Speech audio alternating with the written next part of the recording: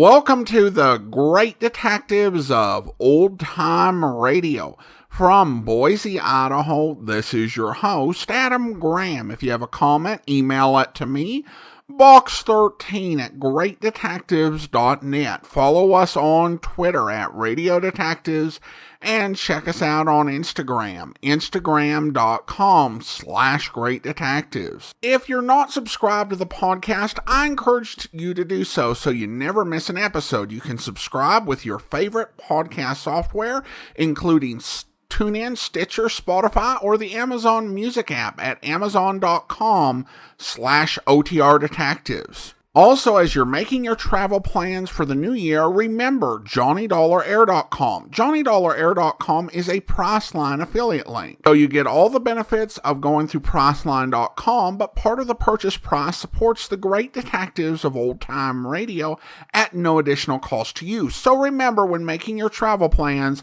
check JohnnyDollarAir.com first. Well, now it's time for this week's episode of yours truly, Johnny Dollar. The original air date, June 15th, 1954, and the title is The Patterson Transport Matter. WBBM Chicago. For greater power, drive with Oklahoma's new higher octane gasoline. Save cash, save Oklahoma coupons.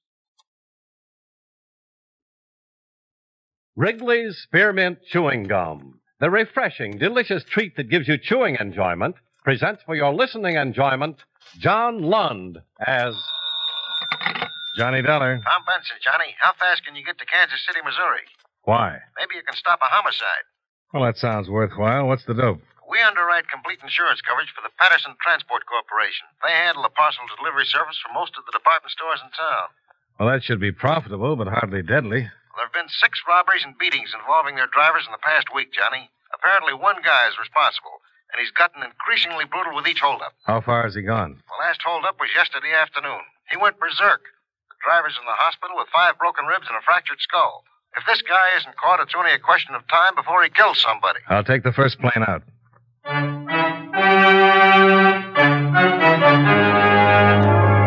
The makers of Wrigley's Spearmint Chewing Gum bring you John Lund and another adventure of the man with the action-packed expense account, America's fabulous freelance insurance investigator. Yours truly, Johnny Dollar.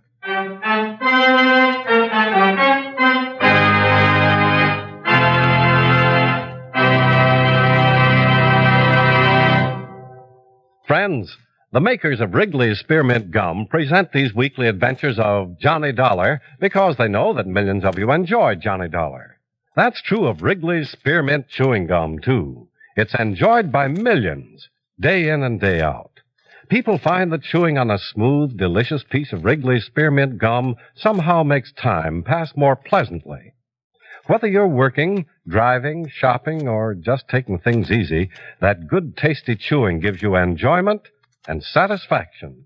So always keep a package of Wrigley's Spearmint Chewing Gum handy. And whenever you want a refreshing, delicious treat, chew a stick. You'll like it. You really will.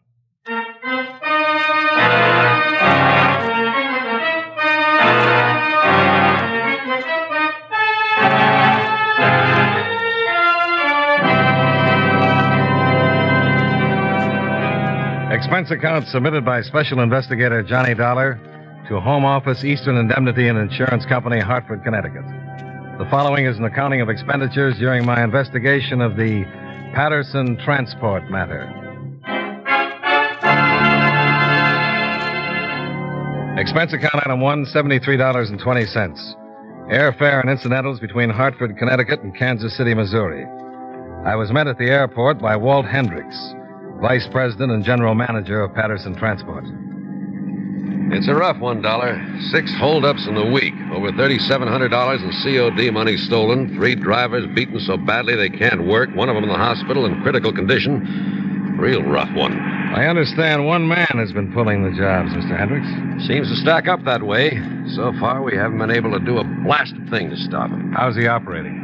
Well, it's like this. He buys something at a department store, has the package sent out COD to a vacant apartment or house. When the driver gets out there, he lowers the boom. Mm-hmm. What about the police? Well, since yesterday morning, they've had a plainclothesman riding the delivery trucks with the drivers. Well, that should have brought results. We thought it would, too. till last night.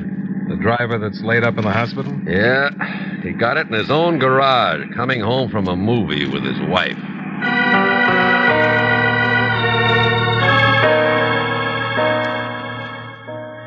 Hendricks dropped me off at the Muleback Hotel. He said the Patterson Transport Company would supply a car for my personal use.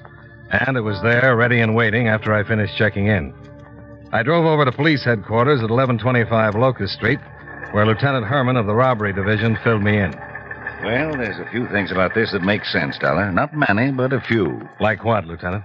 Well, the way he operates, for one, there's a definite pattern. Every holdup's either at the far end of the driver's route or the last stop or two before he checks in for the day. Sounds like he's pretty familiar with the delivery operation. Yeah, that's what we figure. Maybe from the Patterson transport end, maybe from the department stores. And then another thing. He's almost sure to be a psycho. The way he's manhandled those drivers? There wasn't any reason for beating him. Drivers all have orders not to resist. He gets increasingly brutal with every holdup. No sense to it. Unless he's a psycho. Mm-hmm. Any description on him? Yeah, partial. Always wears a blue bandana handkerchief over his face. But here's what we've got on him for what it's worth. See, about 6 feet, 190 to 200 pounds, gray slouch hat, baggy gray suit. Has a noticeable limp in the right leg.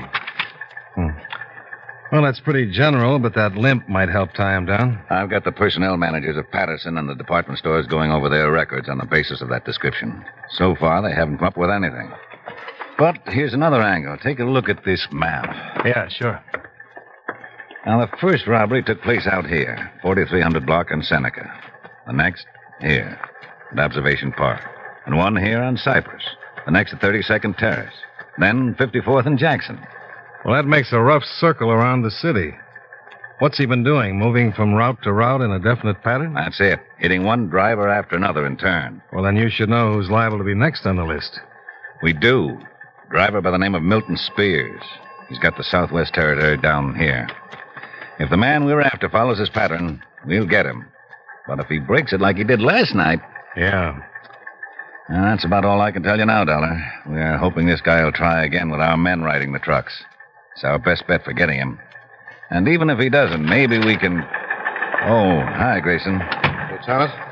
We just got a report over in Traffic Division. One of the Patterson Company's trucks was in an accident on Anderson Avenue. What kind of accident?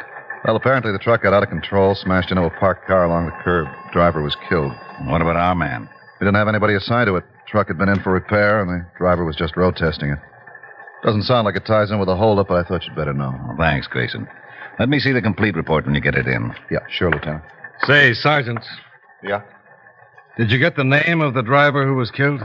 Yeah, we got it. The name was Spears. Milton Spears.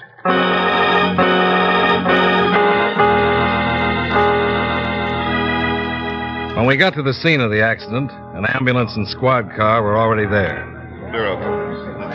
One of the squad car men filled us in on what they'd learned. He was heading east on Anderson here, Lieutenant. Then for some reason he suddenly clamped the wheel to the right and plowed into that Buick there at the curb. He must have been going at a pretty good clip. Burned a lot of rubber off on the street when he swung in here. Yeah. What did the ambulance men have to say? He was dead when they got here. Didn't look as though the crash killed him, though. Impact wasn't heavy enough for that. I think he might have had a heart attack. Uh-huh. Any witnesses? No eyewitnesses, Lieutenant. There's a lady over there wants to talk to you. Okay, ask her to come over. And have them take the body down to the morgue for an immediate autopsy. I want the results on it as soon as possible. Okay, Lieutenant. Oh, how does it hit you, Dollar? Well, a couple of things don't quite add up. Take him down to the Like morgue, what? boys, and have them... Well, why he was road testing a truck on a quiet residential street. Why he was going fast enough to make heavy skid marks like that. And why it had to happen to a driver by the name of Milton Spears. Yeah. Well, maybe the autopsy will give us something to go on. Yeah, maybe. Here's the lady I was telling you about, Lieutenant. Mrs. Robertson. How do you do, Mrs. Robertson? I understand you have something to tell us. I should say I do have something to tell you, Lieutenant. It's about time you police officers did something to protect the interests of our citizens. We've got rights, you know, and it's your duty to see that they're protected. I'm not sure I understand. No, I didn't think you would. Things have come to a pretty pass when a taxpayer can't leave a car parked out on the street without some drunken truck driver smashing it to pieces. It's your duty to see that such reckless, incompetent drivers are kept off our streets and highways. You're the owner of the Buick that was hit, Mrs. Robertson? Well, isn't that just what I've been telling you, young man? And believe me, somebody is going to pay for the damage done to my car and for the shock and damage caused to my nerves. Did you see the accident take place, Mrs. Robertson? No, I didn't see it. But not that I had to. I was upstairs in my apartment over there, playing whist with some friends. Then what makes you think the driver was drunk or irresponsible? Well, of course he was. What other explanation could there be? Smashing into a person's car like that in broad daylight on a quiet street. There's not the slightest doubt in my mind. Both of them were drunk. And there was somebody else in the truck besides the driver? Well, of course there was. How do you know, Mrs. Robertson? Oh, because I saw him, that's why. I looked out of my window and saw him. A big, husky man he was. He got out of the truck right after the crash and went limping off down the street. Additional questioning of the excitable Mrs. Robertson brought no further information. We got the same results from the other residents of Anderson Avenue. The men from the lab arrived and started working on the truck and Buick for possible physical evidence, and we went back to police headquarters. No need for you to stick around, Dollar, unless you want to. We won't be getting the autopsy report on Spears for another hour or two. Well, I thought I might look over the driver's statements on the robbery, Lieutenant. Maybe something will hit me. Oh, sure. I'll have Grayson dig them out for you. Yes, sir? Grayson, will you get out the driver's statements and the Patterson transport files? Mr. Dollar would like to look them over. Well, I've got them right here, Lieutenant. Adding another report to the list. Oh, what's that? Got a call from General Hospital. The driver who was beaten up last night just died.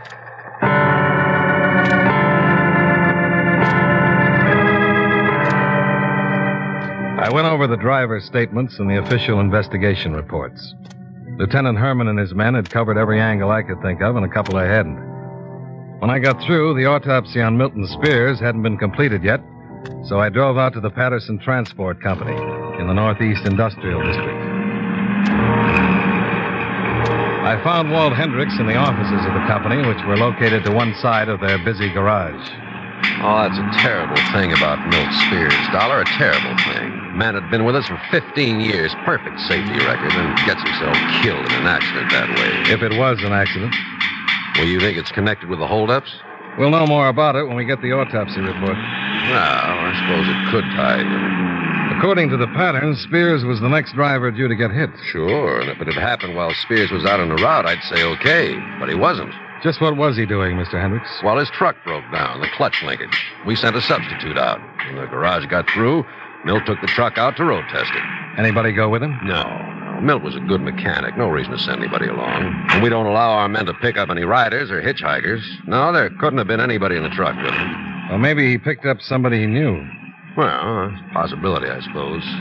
I don't know, Dollar. This thing's got me so dizzy I can't think straight at all. I guess there's one consolation, though. Yeah, what's that? If you count Spears, every driver in the organization's been hit by now.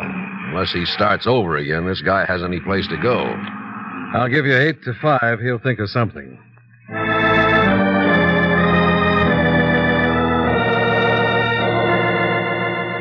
It was getting late in the afternoon, so I figured I'd pay one more visit to headquarters before going back to the hotel and knocking off for the day.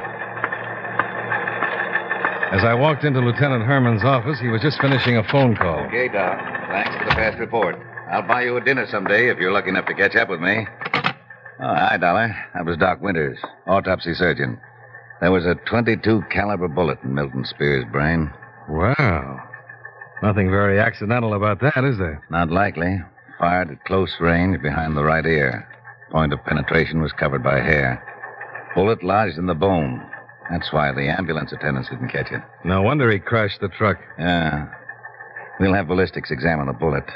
Don't know that they'll come up with anything, though. Well, it's been a long day. What do you say we go out and have a bite to eat? I'll buy that, Lieutenant. There's a good steakhouse right down...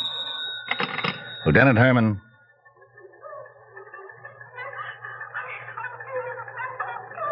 I remember.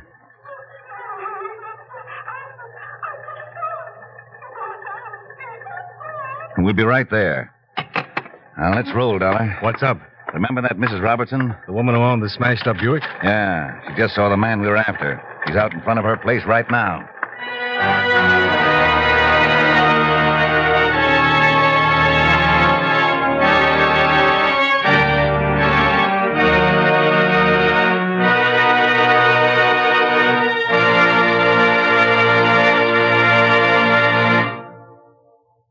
Friends, no matter what kind of work you do, there are bound to be times when the job seems monotonous. You feel tense and restless, and you need something to give you a boost. Well, you'll be surprised how helpful a stick of Wrigley's Spearmint Chewing Gum can be at times like that. You see, chewing on a smooth piece of Wrigley's Spearmint Gum is a natural way to ease tension and relieve that feeling of restlessness. The easy chewing gives you satisfaction. You get a nice little lift out of it. And Wrigley's Spearmint Gum tastes good, too. Its flavor is lively, refreshing spearmint, a flavor millions enjoy. Try it and see for yourself. Get a few packages of Wrigley's Spearmint Chewing Gum and chew a stick from time to time while you work. Chewing this delicious gum will make your job seem easier and pleasanter. It really will.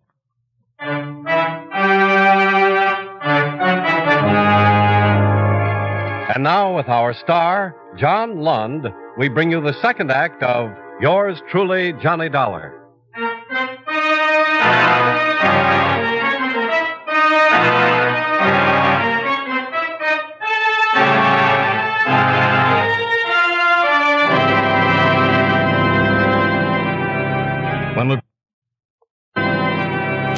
When Lieutenant Herman and I got out to the Anderson Avenue address, Mrs. Robertson was waiting for us in the vestibule of the apartment building. It's the man, I tell you. The very same man who got out of the truck that smashed my car. And I want you to arrest him at once, do you hear? If he's a man, we'll arrest him, Mrs. Robertson. Of course he's a man. I ought to know.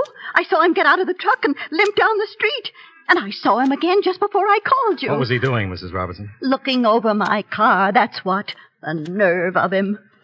A criminal returning to the scene of his crime. There's no doubt about the identification? I told you there wasn't, didn't I? A big, heavy-set man, dressed in a gray suit, walking with a limp. He's the man, all right. Where is he now? Oh, where would a man like that be?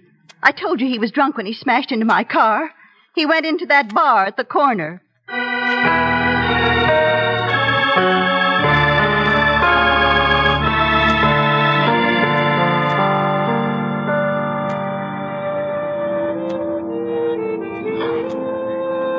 There he is at the bar. Yeah. Only guy in the place answers the description. You want to take him over there? It's as good a place as any.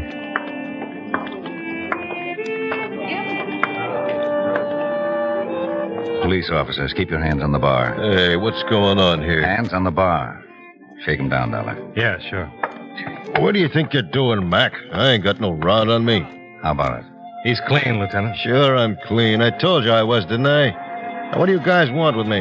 What's your name, mister? What's it to you? Your name. Wesley, Gerald Wesley. Where do you live? I ain't decided yet. Just got into town. What are you doing in this neighborhood? Look, you guys ain't got nothing on me. A guy's got a right to come in and have a drink without coppers hopping all over him. Why the interest in the car, Wesley? What car? The smashed-up Buick down the street. Who's interested in a smashed Buick? You were. You were looking at it. Why? So I looked at it. Any law against that? A man was killed when that car was hit, Wesley. So what's that got to do with me? We've got a witness who says you were involved in the accident. Your witness is nuts. All I was doing was walking down the street. I seen the car, took a gander at it. We'll talk it over downtown, Wesley. There ain't nothing to talk. I didn't have nothing to do with that car. Somebody getting bumped off. You heard the lieutenant. We'll talk about it downtown.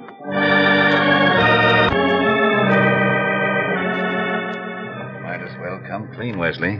Make it easier on yourself. There's nothing to come clean about. I told you, coppers, that you ain't got nothing on me. We've got a witness who says different. I told you he's lying. I never been in that neighborhood before. What did you do with the gun? What gun? The one you used to knock off Milton Spears. I never had a gun. And I never heard of the Spears. Now, why don't you guys lay off and let me out of here? Pretty good racket you had, Wesley. How'd you happen to think of it? What racket? The parcel delivery gimmick. You nuts or something? I didn't have nothing to do with them Patterson trucks. We didn't mention the name of the outfit, Wesley. So you didn't mention it. Then how'd you know what we were talking about? I can read the papers, can't I? They've been full of them parcel delivery stick-ups. You know more about it than that. Come on, let's have it, Wesley. I tell you, you're nuts. I just got into town yesterday. From where? California. Where in California? Folsom. We can check on that, Wesley. So check. You'll find out it's like I said. You ain't got a thing on me, coppers. Not a lousy thing.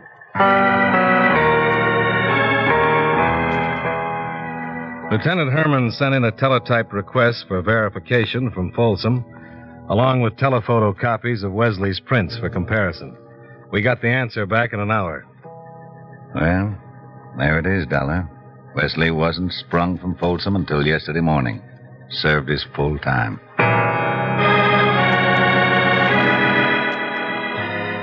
We made one more check. We had Mrs. Robertson try to pick out the man she'd seen from a lineup including Wesley and 6 police officers. She made a positive identification of Sergeant Grayson. Expense account item 2, $17.85, dinner and drinks for Lieutenant Herman and myself. Afterwards, the lieutenant called it quits for the night, and I headed for the Patterson garage. I wanted to talk with Walt Hendricks again. Lucky to catch me in, Dollar. Don't usually work this late, but it's different tonight. Well, what's different about it, Mr. Hendricks? I've got some drivers to get. A couple of substitutes for those who are laid up. 2 permanent ones. Yeah. Well, I won't take up too much of your time. I just want to get a few things straight. Sure, go ahead. It's pretty obvious that whoever we're after knows the operation of this business. That means he knew he wasn't going to get much of a take on those morning stick-ups. The drivers hadn't time to collect many CODs. No, but he got over 3,700 on the afternoon job. Nothing wrong with that. I don't say there is. But it's possible that money is only the frosting on the cake. Thinking that somebody might have a grudge against the outfit? Well, there's enough evidence to support it. The systematic way he's gone after the drivers, the beatings he's dished out for no apparent reason. Yeah, I've been thinking the same thing. Come up with any ideas? No, not a one. Company's always had a good labor record, never any fuss with competitors. I even checked with Mrs. Thompson about it. Who's Mrs. Thompson? Oh, she worked here for almost 20 years as my assistant and secretary. Had an auto accident about 6 months ago, left her crippled. Oh, that's tough. Yeah. But she knows the business as well as I do, so I thought maybe she'd come up with something. Have any luck? Nothing. I even talked to her husband about it. Did he work for the outfit, too? No, but he got to know it pretty well through her. And he figured it the same way we do, but he couldn't come up with anything either. He did try to warn Milt Spears, though. How was that? Well, he had the guy's pattern figured out, too, and knew Milt might be next. So he warned him to be careful. Mrs. Thompson's husband was here at the garage before Milt Spears left? Yeah, that's right. He drove up just a few minutes before Milt took off to road test the truck.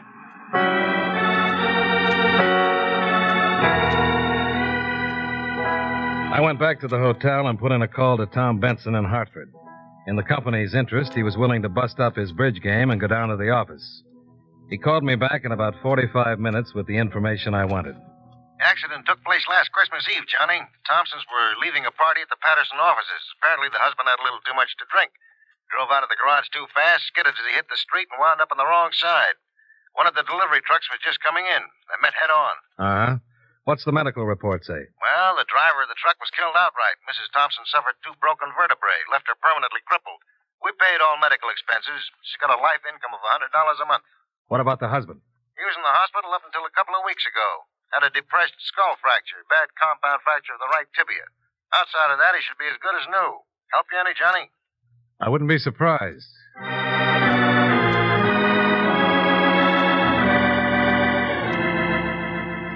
The Thompson home was a modest frame bungalow on Prospect Avenue, less than a half mile from the Patterson garage. I was met at the door by a practical nurse who checked with Mrs. Thompson and then led me into the bedroom to see her. It was awfully kind of you to call on me this way, Mr. Dollar. And I want you to know that Charlie and I are very appreciative of everything your company has done for us. You're only getting what you're entitled to, Mrs. Thompson. Well, perhaps. But when you've been used to making your own way of life, earning your own living, then suddenly find yourself in a position like I'm in, well, it's awfully nice to know that there are people like you around. Well, thanks, Mrs. Thompson. Is your husband at home? I'm dreadfully sorry, but he left just a few minutes ago. And you did want to talk to him about those robberies, didn't you? What makes you think that? Oh, Mr. Hendricks told me you were in town. And Charlie's been so interested in those holdups. Well, he just feels terrible about those poor drivers, you know. No, I didn't. Oh, yes. Just terrible. He's been so worried about them ever since the trouble began. Well, he even wanted to ride along with some of them on their routes to help protect them. Is that so?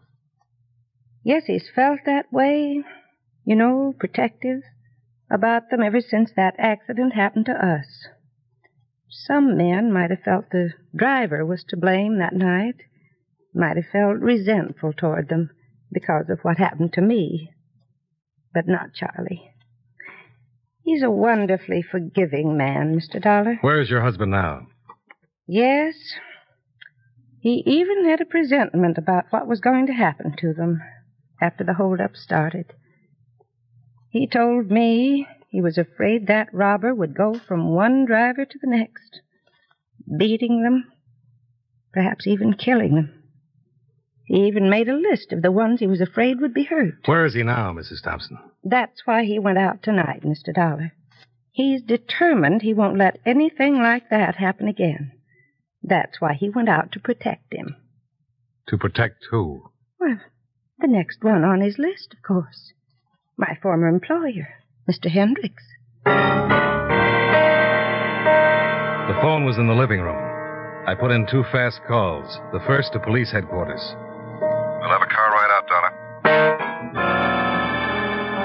The second was to the Patterson garage to warn Hendricks.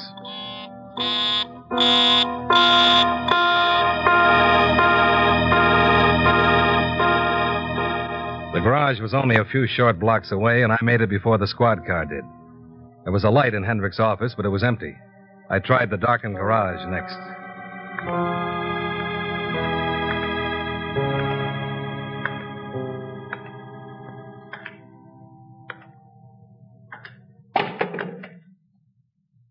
Thompson? Is that you, Thompson?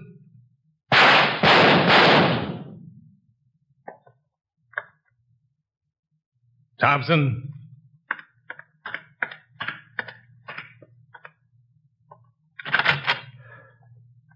What's going on out there? What's the shooting about?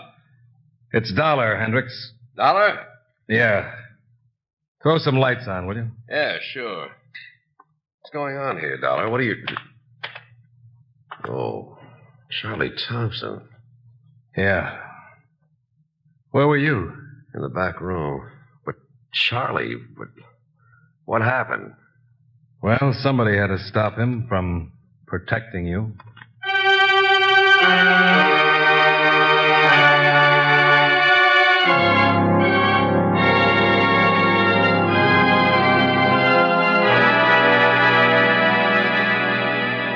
Expense account item 3, $22.10. Hotel bill and miscellaneous. Expense account item 4, $71.30, airfare back to Hartford. Expense account total, $184.45. Remarks: when ballistics verified that Thompson's .22 Colt had killed Milton Spears, my official job was over. My unofficial one, informing Mrs. Thompson, wasn't nearly as easy. I guess I got a little confused.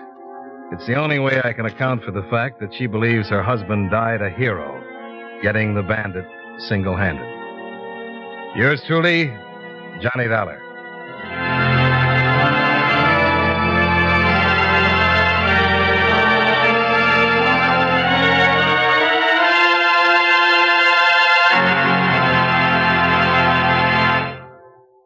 Friends, next time you chew a stick of Wrigley's Spearmint Gum, notice how cool and fresh it makes your mouth feel. That's because Wrigley's Spearmint Gum has lots of lively, refreshing, real spearmint flavor in every stick. The minute you sink your teeth in, that cooling flavor begins to freshen your taste and relieve that hot, dry feeling in your throat. It sweetens the breath, too. Millions of people carry Wrigley's Spearmint Gum with them wherever they go, for quick, long-lasting refreshment and for real chewing enjoyment.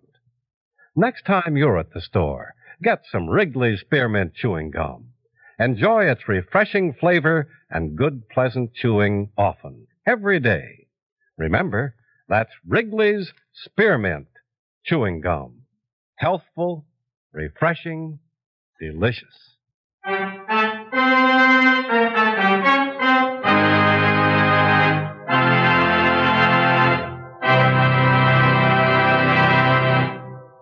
Yours truly, Johnny Dollar, brought to you by Wrigley's Spearmint Chewing Gum, stars John Lund in the title role and was written by Sidney Marshall with music by Eddie Dunstetter.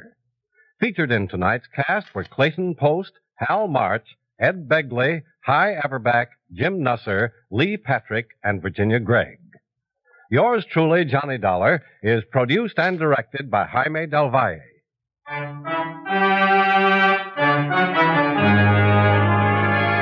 The makers of Wrigley's Spearmint Chewing Gum hope you enjoyed tonight's story of Johnny Dollar and that you're enjoying delicious Wrigley's Spearmint Gum every day. This is Charles Lyon, inviting you to join us again next week at this same time when from Hollywood, John Lund returns as... Yours truly, Johnny Dollar.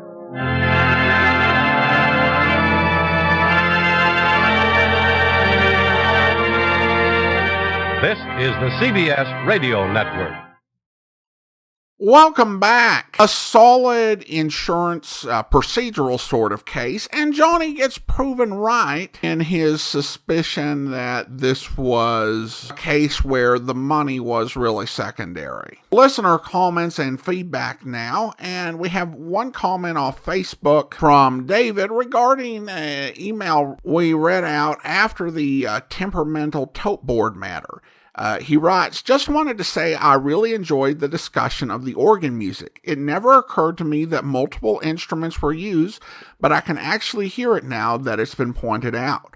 Well, thanks so much, David, and I definitely agree. I'm not always the biggest expert regarding, what musical instruments are used, but I could hear it as well. It does make sense, and I really appreciated that insight.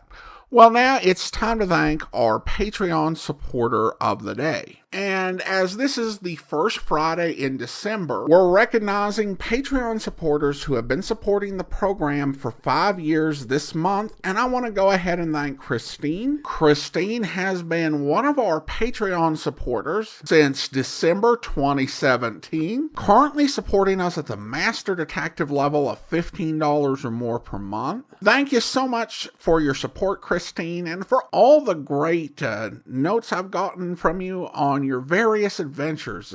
Truly appreciate your support. And that will do it for today. If you do like detective podcasts, be sure you're subscribed using your favorite podcast software, whether it's Overcast, Stitcher, or the Amazon Music app at amazon.com/OTR Detectives. If you are enjoying this podcast on YouTube, be sure to like the video and click the notification bell. We'll be back next Friday with another episode of Yours Truly, Johnny Dollar, but be sure and listen tomorrow for Tales of the Texas Rangers, where... Not many folks around here, Jace. A couple of small ranchers and a store or two just about winded up. Doesn't look too promising, Sheriff. We had another roadblock at that junction we just passed. I see the constable's already called it off. Not much use keeping the boys out any longer. A man's probably a long way off by now. Must have got through yesterday morning before we set the blocks up. That's the way things break sometimes, Sheriff. There's Charlie Hollister's gas station up ahead. Charlie gets to see everybody in these parts. Anything out of the way happened, he'll know about it. Evening, Sheriff. Howdy, Charlie. Shake hands with Ranger Pearson. Glad to know you, Mr. Hollister. Likewise, Ranger. Got a line on your jailbreaker yet? We're still working on it. We're pretty sure he's out of the county anyway. Any cars reported stolen? No, but he could have caught a ride before the news broke. You seen his picture, Mr. Hollister? Oh, they had it in the newspaper. But this is a lot better picture. How about that young fellow back there? That's my son. Clark, come here a minute. Yeah, Paul. Meet Ranger Pearson, Clark. You know the sheriff.